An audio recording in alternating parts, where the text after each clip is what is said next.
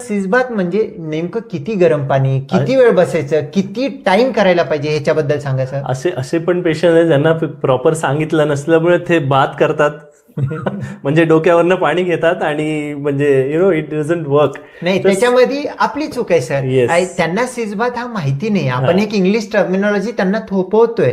तशा कंडिशन मध्ये तो नेमका का आहे, का बरं आहे, कसं करायचं, किती वेळ बसायचं आणि काय करायला पाहिजे हे सांगितलं तर त्यांना ह्याच्यामधून म्हणजे फिशरच्या पूर्ण ट्रीटमेंटमध्ये let it be surgery, let it be non surgical, early आहे, लेट आहे, क्रोनिक आहे, सिसबात हा खूप महत्वाचा आहे. तर सिसबात बद्दल आणखी थोडं चांगलं समजून सांगितलं तर सिसबात मध्ये आपल्याला असं प्रोसिजर जर बघितलं तर सिसबात मध्ये आपल्याला एक टब जे असतं ज्याच्यामध्ये आपण बसू शकू.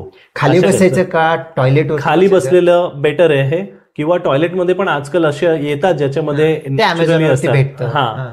डायरेक्टली ते पाणी स्प्रिंग करत राहतो. तर पण सर्वसामान्यांसाठी जर टब असेल, बसण्याचं प्लॅटफॉर्म एवढं काही महत्वाचं नाहीये, पण खाली जमत असेल तर खाली पण बसू शकतात, नाहीतर एखाद्या ह्याच्यावर खुर्चीसारखं किंवा टेबलवर ठेवून पण बसू शकतात. त्याच्यामध्ये कोमट पाणी घेणं गरजेचं आहे. जास्त कडक पाणी घेतलं तर बर्न होऊ शकतात. बरेच पेशंटला किंवा असे केस रिपोर्ट्स आहेत जिथे बर्न झालेला आहे. ते पाणी घेतल्यानंतर त्या पाण्यामध्ये बरेच लोक पोटॅशियम परमॅंगनेट टाकायला सांगतात, पण माझ्या 1-2 पेशंट्समध्ये त्याची रिॲक्शन आलेली, स्किनला डॅमेज झालेलं, त्याच्यामुळे मी ते जनरली सजेस्ट करतो. Betadine, Dettol, potassium permanganate, even plain water सुद्धा चालतंय. तर त्यामध्ये आपल्याला साधारण दिवसाला 3 ते 4 वेळा बसायला पाहिजे आणि प्रत्येक वेळेला मिनिमम 10 ते 15 मिनिटं बसलं बाय क्लॉक इज इम्पॉर्टंट. आता ह्याने काय होतं, ह्याने 2 गोष्टी होतात सिट्सबाथमुळे. सिट्सबाथ एक तर चांगल्या प्रकारे जे ॲनल स्पिंक्टर्स आहेत आपले त्याला रिलॅक्स करतो, रक्तपुरवठा इम्प्रूव्हाइज करतो.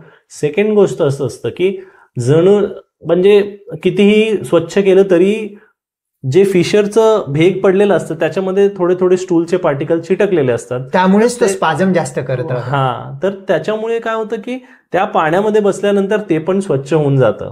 तर हे दोन्ही प्रकारे आपलं मदत करतं. प्लस पेशंटला एक शेक भेटण्याचं जे कम्फर्ट मिळतं ते अजून एक गोष्ट होऊन जाते. तुम्ही सांगितलेल्यामध्ये एक ऍडिशनल ऍड करू इच्छितो की मी पेशंटला सांगतो की बसल्या ठिकाणी जस्ट बसून राहू नका, ॲनस टाईट रिलॅक्स करा म्हणतो, जेणेकरून टाईट आणि रिलॅक्स केल्यामुळे ॲनस मधला जो 2 सेंटीमीटरचा एरिया जिथे फिशर आहे तो एरिया लिटरली क्लीन्स होतो. क्लीन झाल्यामुळे सुद्धा पेशंटला बेनिफिट पडतो. इनफॅक्ट सिसबाथ हा इतका महत्वाचा भाग आहे की पेशंटला अर्ली फेजमध्ये, आज संडे आहे, डॉक्टर नाहीये, फिशरचा त्रास होतो, वेट करण्यापेक्षा तुम्हाला अमेझॉन किंवा नियर बाय कुठं सर्जिकल स्टोअर मधून मोठं पातेलं आणलं तरी चालतं, किंवा तुमच्या वेस्टर्न टॉयलेटवरती आजकाल अकोमोडेट होतात तसे सिसबाथ टब भेटतात, तुम्ही ठेवून त्याच्यावरती टाईट रिलॅक्स जर करता केलं तर तो एरिया शेक देतो. इव्हन दुसऱ्या दिवशी तुम्ही सर्जनकडे जायचं का नाही इथंपर्यंत विचार करण्याची वेळ येऊ शकते. डेफिनेटली.